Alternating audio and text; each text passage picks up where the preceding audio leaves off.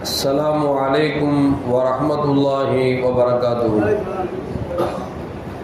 الحمد لله رب العالمين والصلاة والسلام على أشرف المرسلين وعلى آله وأصحابه وأزواجه وذرياته وأهل بيته أجمعين.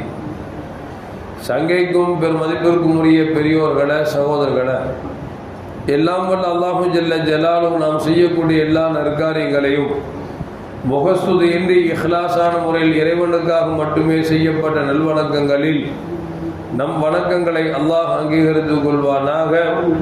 நாம் செய்யக்கூடிய வியாபாரங்களிலும் தொழில்துறைகளிலும் நஷ்டமில்லாத ஹலாலான முறையில் நிரம்ப லாபத்தை பெற்று அந்த லாபகரமான வாழ்க்கை கொண்டு தம் தேவைகளையும் தேவை உடையவர்களின் தேவைகளையும் நிறைவேற்றக்கூடிய நல்ல பொருளாதாரத்தையும் உள்ள விசாலத்தையும் அல்லாஹ் நம் அனைவர்களுக்கும் வழங்கி அருள்வானாக.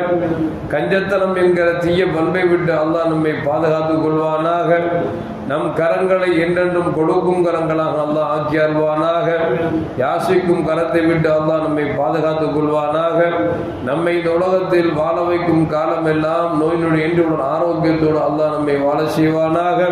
அது ஆரோக்கியமான வாழ்க்கை கொண்டு அல்லாஹ் ரசூலை நெருக்கக்கூடிய அனைத்து நல்லமுறைகளையும் புரியக்கூடிய நல்ல முத்தகின்களின் கூட்டத்தில் அல்லாஹ் நம்மை ஆக்கி அருள்வானாக.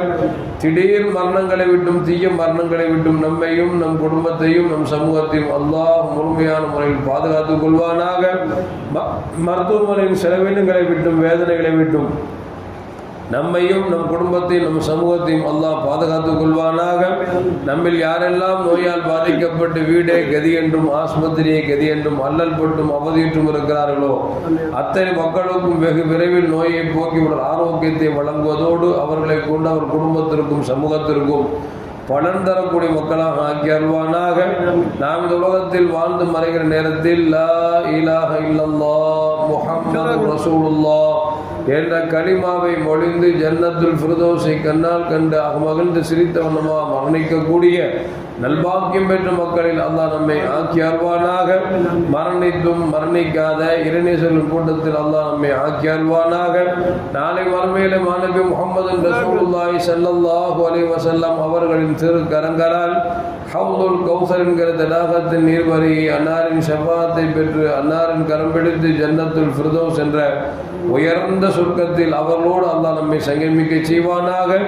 எல்லாவற்றுக்கும் மேலாக இறை அன்பை பெற்று இறைவனை பார்த்து பரவசமடையக்கூடிய அவருடைய லிகாவையும் ரிலாவையும் பெற்ற மக்களில் அல்லாஹ் நம்மை ஆக்கி அருள்வானாக. அருமையான மூமின்களே, நேற்று சொல்லப்பட்ட செய்திகளில் ஒன்று, அலி ரலியல்லாஹு தஆலா அவர்கள் தங்கள் வீட்டுக்கு வந்த கண்மணி முஹம்மது ரசூலுல்லாஹி ஸல்லல்லாஹு அலைஹி வஸல்லம், அபூபக்கர் சித்தீக் ரலியல்லாஹு தஆலா அன்ஹு, உமர் ரலியல்லாஹு தஆலா அன்ஹு, உஸ்மான் ரலியல்லாஹு தஆலா அவர்களுக்கு கவனிப்பதற்காக விருந்தோம்பல் செய்வதற்காக வீட்டில் ஒன்றுமில்லை என்பதால் ஒரு அழகான கிண்ணத்தில் தேனை கொடுத்தார்கள். அப்படி தேனை கொடுக்கிற பொழுது அதில் ஒரு முடிவு ஒன்று இருந்தது. அந்த கிண்ணத்தை காமித்து இதன் கருத்தை என்ன சொல்கிறீர்கள் என்று பெருமானார் ஸல்லல்லாஹு அலைஹி வஸல்லம் கேட்டாங்க. அப்போ அபூபக்கர் சித்தீக் ரலியல்லாஹு சொன்னாங்க, இந்த கிண்ணத்தை விட ஈமான் அழகானது. இந்த ஈமானோடு வாழ்வது என்பது தேனை விட மதுரமானது. அப்படியே நாம் ஈமானோடு வாழ்ந்து மரணிப்பது என்பது இந்த முடியை விட சிக்கலானது என்று அபூபக்கர் சித்தீக் ரலியல்லாஹு தஆலா அன்ஹு சொன்னாங்க. அப்படின்னு நம்ம பார்த்தோம். ஆனால் உண்மையில் அப்படித்தான். ஈமான் என்றால் என்ன அப்படிங்கிற பெருமானார் ஸல்லல்லாஹு சொல்லுவாங்க, ராக்கத் தாமுல் ஈமான். ஒரு மனுஷன் ஈமானை சுவைச்சிருக்கான் அப்படின்னா, ரதீனா பில்லாஹி ரப்பன், தன்னை படைத்த இறைவனை ரப்பாக, அல்லாஹுவை தன்னுடைய கடவுளாக யார் பொருந்திக் கொள்கிறார்களோ அவர்கள் ஈமானின் சுவையை சுவைத்தவர்கள். வபில் இஸ்லாமி தீனன், அவனால் வழங்கப்பட்ட தீனுல் இஸ்லாம் என்கிற புனிதமான மார்க்கத்தை ஏற்றுக்கொள்வது. வபி முஹம்மதின் ஸல்லல்லாஹு அலைஹி வஸல்லம் நபியம் வரசூலா, நபிகள் நாயகம் ஸல்லல்லாஹு அலைஹி வஸல்லம் அல்லாஹ்வின் திருத்தூதர் என்பதை யார் மனதார் ஒப்புக்கொண்டார்களோ ஏற்று நடக்கிறார்களோ அவர்கள் ஈமானின் சுவையை சுவைத்தவர் என்பதை கண்மணி முஹம்மது ரசூலுல்லாஹி ஸல்லல்லாஹு அலைஹி சொல்றாங்க. இன்னொரு ஹதீஸ்ல ரசூலுல்லாஹ் சொல்வாங்க, யாரிடத்தில் 3 விஷயங்கள் இருக்கிறதோ அவர்கள் ஈமான் சுவையை சுவைத்து விட்டார்கள் என்று சொல்கிறார்கள். ஒன்று என்ன அப்படின்னா, உலகத்தில் எத்தனையோ உயர் ரகமான பொருட்கள் இருக்கலாம், நாம் உயிருக்கு உயிராக நேசிக்கக்கூடிய மனைவியாக இருக்கலாம், நாம் பெற்றெடுத்த பிள்ளை செல்வங்களாக இருக்கலாம், உடன் பிறந்த சகோதரர்களாக இருக்கலாம், சேகரித்திருக்கிற பொருட்களாக இருக்கலாம். இதையெல்லாம் நேசிப்பதை விட அல்லாஹ்வும் ரசூலும் அதிக நேசத்திற்குரியவர்களாக யாரிடத்தில் இருக்கிறார்களோ அவர்கள் ஈமானை சுவையை சுவைத்து விட்டார்கள் என்று பெருமானார் ஸல்லல்லாஹு அலைஹி சொல்றாங்க. இப்போ நம்ம உலகத்தில் வாழுகிற காலத்தில் மனைவி பெருசா அல்லாஹ் பெருசா அப்படின்னா நம்ம அல்லாஹ்னு வாயில சொல்லிடுவோம். ஆனா மனைவியா அல்லாஹ்வான ஒரு பிரச்சனை வருகிறது வச்சுங்களேன், நாம் உலகத்தில் இவன் இல்லாமல் நம்மால் வாழ முடியாது என்று எப்பொழுது நம்மால் ஒத்துக்கொண்டு இறைவனை மறக்கிறோமோ அப்புறம் விளங்கிக்கணும், நம்மள்கிட்ட அல்லாஹ் மற்றவைகளை விட அல்லாஹ்வின் பிரியம் என்பது குறைந்து விட்டது என்பதைத்தான் நம்மால் விளங்க முடிகிறது. ரசூலுல்லாஹ் சொல்றாங்க, உலகத்தில் எவ்வளவு உயர் ரகமான, அது மாணிக்கமாக இருந்தாலும் சரி, தங்கமாக இருந்தாலும் சரி, மரகதமாக இருந்தாலும் சரி, எவ்வளவு உயர் ரகமான பொருளாக இருந்தாலும், அல்லது நீங்கள் சேகரித்து வைத்திருக்கக்கூடிய எப்படிப்பட்ட சொத்துக்களாக இருந்தாலும், நீங்கள் கட்டிய மனைவியாக இருந்தாலும் பிள்ளைகளாக இருந்தாலும், இவைகளை விட அல்லாஹ்வும் ரசூலும் எப்பொழுது உங்கள் நேசத்திற்கு மிகுந்தவர்கள் ஆகிறார்களோ அப்பொழுதுதான் உங்களிடத்தில் ஈமான் சரியான முறையில் குடிகொண்டிருக்கிறது என்பதை நபிகள் நாயகம் ஸல்லல்லாஹு அலைஹி சொல்றாங்க. ரெண்டாவது, நாம் ஒருத்தரை நேசிக்கிறோம் அப்படின்னா, மனைவியை நேசிக்கிறோம், பிள்ளைகளை நேசிக்கிறோம், அல்லது உடன் பிறந்த சகோதரரை நேசிக்கிறோம், எதை நேசித்தாலும் சரி அந்த நேசம் யாருக்காக இருக்கும் என்று சொன்னால் அல்லாஹ் ரசூலுக்காக இருக்க வேண்டும். அல்லாஹ் ரசூலுக்காக எப்பொழுது நேசம் இருக்கிறதோ அப்பொழுதுதான் ஈமான் இடத்தில் பரிபூர்ணம் என்பதை நபிகள் நாயகம் ஸல்லல்லாஹு அலைஹி அவர்கள் நமக்கு சொல்லித் தருகிறார்கள். மூன்றாவது ரசூலுல்லாஹ் சொல்றாங்க, ஒரு மனுஷன் இஸ்லாத்தை விட்டு வெளியேறான்னு வச்சுங்களேன், காஃபிரா போறானா, இவனுக்கு இது எப்படி இருக்கணும் அப்படின்னா, ஒரு கடுமையான நெருப்பை பற்ற வைத்து அதிலே போய் விழு என்று சொன்னால் எந்த மனுஷனால் விழுவானா? தள்ள போன அவன் தப்பிக்க பார்ப்பானா? அதை மீறி எவன் தள்ளுறானோ அவனை அடிச்சு குளிக்கல போட பார்ப்பானா? இவன் தப்பிக்க பார்ப்பானா? அப்படின்னா எந்த மனுஷனும் எரிகிற நெருப்பில் உள்ளே போய் என்று சொன்னால் உயிரே போனால் உள்ளே போக மாட்டேன் என்று சொல்வான் அல்லவா? இது போன்றுதான் நாம் இஸ்லாத்தில் இருந்த பிறகு இஸ்லாத்தை விட்டு வெளியேறக்கூடிய எந்த செயல் பக்கம் நம்மை தள்ளினாலும் அதன் பக்கம் செல்லாமல் இருக்க வேண்டும். அப்படி இருந்தால் இவனத்தில் ஈமான் குடிகொண்டிருக்கிறது என்பதை நபிகள் நாயகம் ஸல்லல்லாஹு அலைஹி சொல்றாங்க. இன்னைக்கு பார்க்க சாதாரண விஷயத்துல ஈமானை பறிக்கக்கூடிய எத்தனையோ விஷயங்கள் இருக்கிறது. அந்த விஷயங்களை நம்ம தவிர்க்கிறோமா அப்படின்னா நம்மால் முடியறது இல்லையே. உதாரணத்திற்கு ஒரு ஸ்கூலு, அந்த ஸ்கூல்ல பிள்ளையை சேர்க்கணும், பல லட்சம் ரூபாய் கேட்கறான், நம்மள்ட்ட சில லட்சம் தான் இருக்குது, ஸ்கூல்ல பல லட்சம் உடனே கொடுத்தாகணும், கொடுக்கல அப்படின்னா பிள்ளையை சேர்க்க முடியாது. நம்ம அடுத்த கட்டம் எங்க போறோம்? வட்டிக்கு வாசிக்குன்னு போறோம். மார்க்கத்தில் ஹராமுன்னு தெரியுது. அப்படி ஹராமான செயலை செய்கிற பொழுது அல்லாஹ்வின் நெருக்கத்தை விட்டு தூரமாயிரும் இருக்குது. நம்மால் தவிர்க்க முடியுதா அப்படின்னா நம்முடைய ஈமான் என்ன சொல்லுது அப்படின்னா, வாங்கிக்குவோம், அல்லாஹ்ட பாவம் மன்னிப்பு தேடிக்குவோம், வாங்கிக்குவோம், அல்லாஹ் மன்னிச்சுக்குவான் அப்படிங்கிற எண்ணம் வருது அப்படின்னா நல்லா யோசிச்சு பாருங்க. அப்ப எங்க நம்மள்ட்ட மார்க்கத்தை விட்டு தூரமாக்கக்கூடிய செயலில் நாம் பேடிக்கையா இருக்கிறோம் அப்படின்னா இல்லை. இன்னும் சொல்ல போனா எத்தனையோ குடும்பங்கள்ல ஆம்பளை காஃபியரா இருக்கா, பொம்பளை முஸ்லீமா இருக்கிறா, பொம்பளை காஃபியரா இருக்கா, ஆம்பளை முஸ்லீமா இருக்கிறான், புருஷன் பொண்டாட்டிக்குள்ள என்ன அப்படின்னா எம்மதம் சம்மதங்கிற சூழ்நிலைக்கு வந்துட்டாங்களே.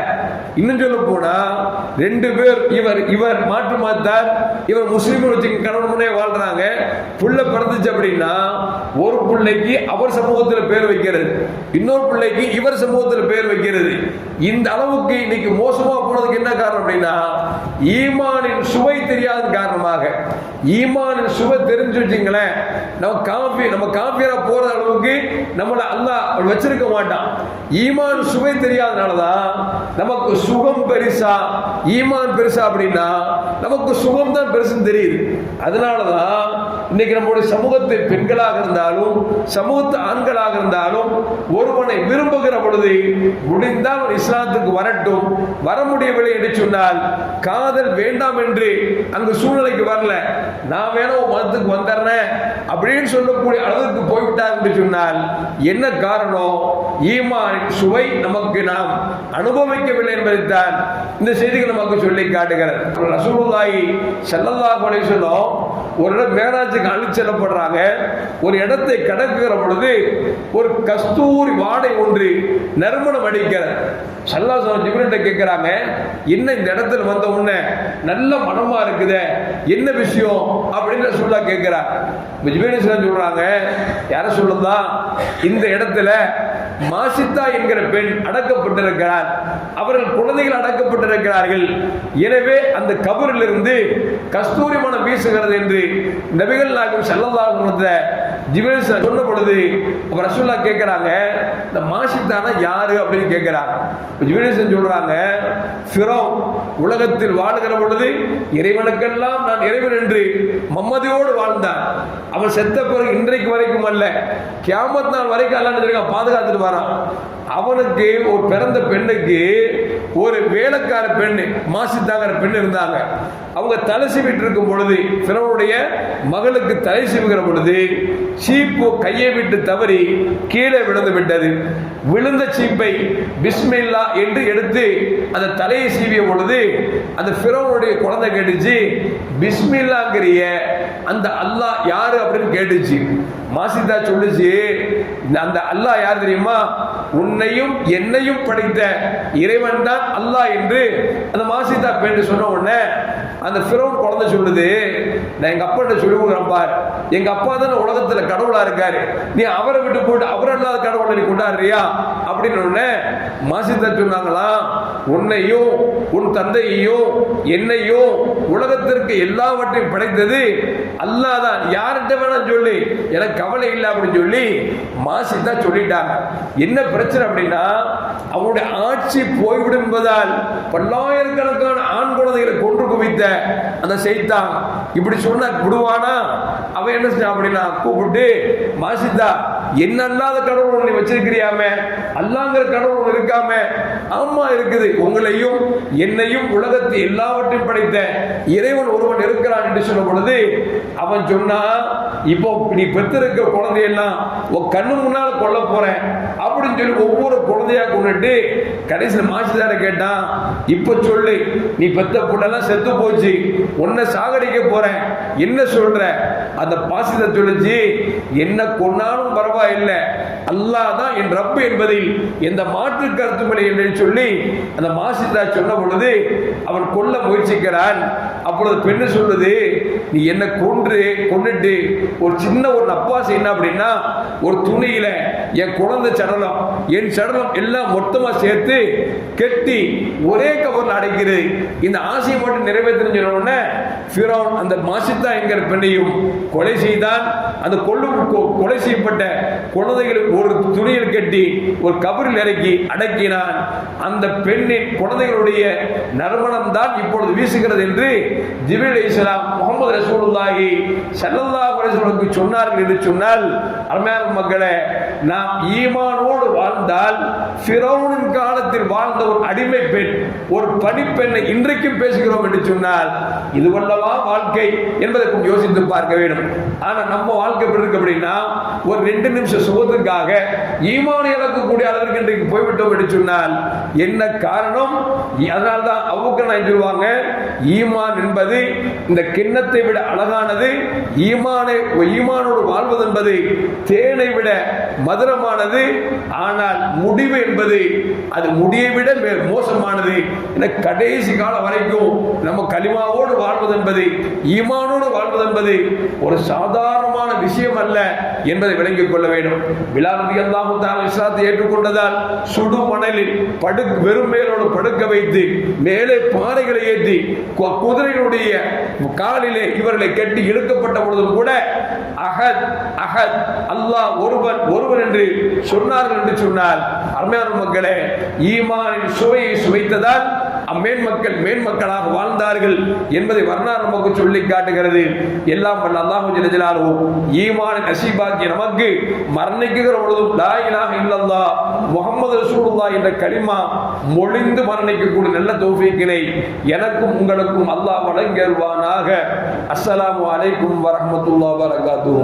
ஸல்லல்லாஹு அலா முஹம்மது ஸல்லல்லாஹு அலைஹி வஸல்லம். ஸல்லல்லாஹு அலா முஹம்மது ஸல்லல்லாஹு அலைஹி வஸல்லம்.